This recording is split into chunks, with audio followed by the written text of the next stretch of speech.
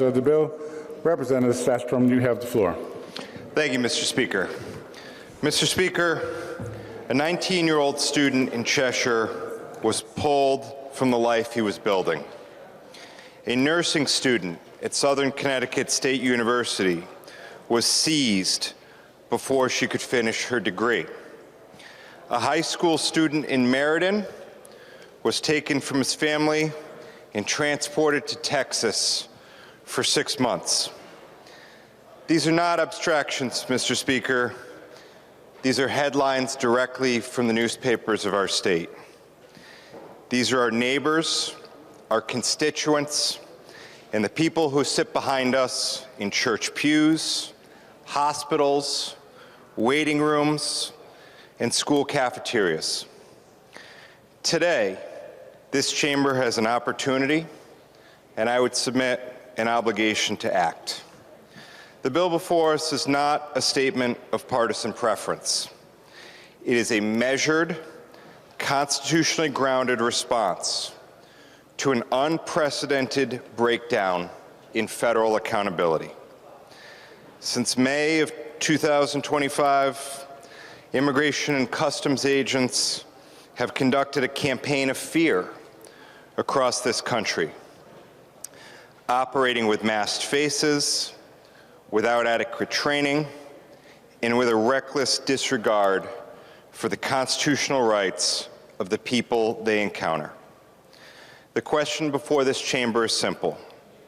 Will we stand by and watch, or will we use the power this state's Constitution vests in us to protect the people of Connecticut? Mr. Speaker, let me walk through what the bill before us does. First, Senate Bill 397 creates a private right of action in state court that allows any person in Connecticut to sue federal government actors who violate their constitutional rights. Today, there's a gap in our law. While Section 1983 of the Federal Civil Rights Act permits such suits against state and local officials, no equivalent federal remedy reliably reaches federal agents who trample civil liberties. This bill closes that gap. Second, this bill clarifies that our Inspector General has clear and unrestricted authority to investigate and the unauthorized use of deadly force by state, local, and certain federal agents to access the crime scene when force results in death. Third, this bill addresses a practice that has shocked communities across this state and this nation. Law enforcement officers conducting operations while wearing masks and refusing to identify themselves in making arrests. Fourth, building on the framework we established as a legislature during the 2025 special session for courthouses, Senate Bill 397 designates protected areas. Schools, hospitals, courthouses, and houses of worship will be shielded from civil immigration arrests unless a law enforcement officer presents a signed judicial warrant. We've heard around the state, from Danbury to Hartford to Stamford, where a window was broken, that parents are afraid to bring their children to the doctor, that families are afraid to appear for their own court date, and that congregants are afraid to enter their houses of worship. The federal government had a policy against ICE action in these sensitive locations, but they have repealed it without cause and without explanation. Fifth, this bill establishes a training floor. No law enforcement officer may serve as a police officer in Connecticut with fewer than 480 hours of training.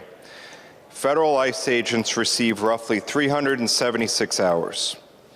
We would not permit an untrained electrician to wire a building in this state, so why are we permitting untrained officers to conduct arrests? Finally, Mr. Speaker, this bill regulates automatic license plate reader technologies.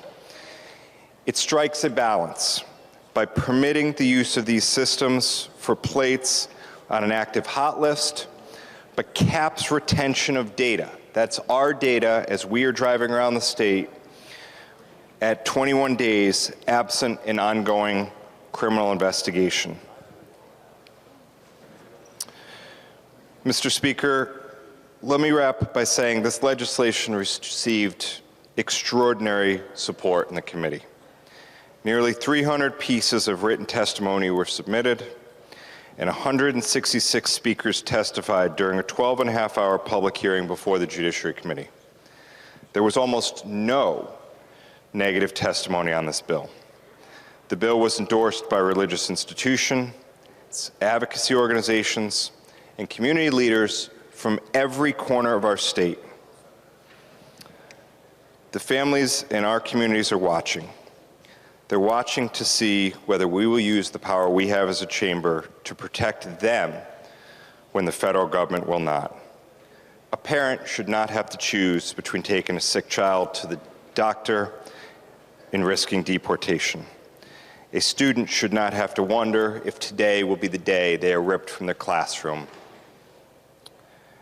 A witness to a crime should not be afraid to enter a courthouse. I urge the chamber to support the bill.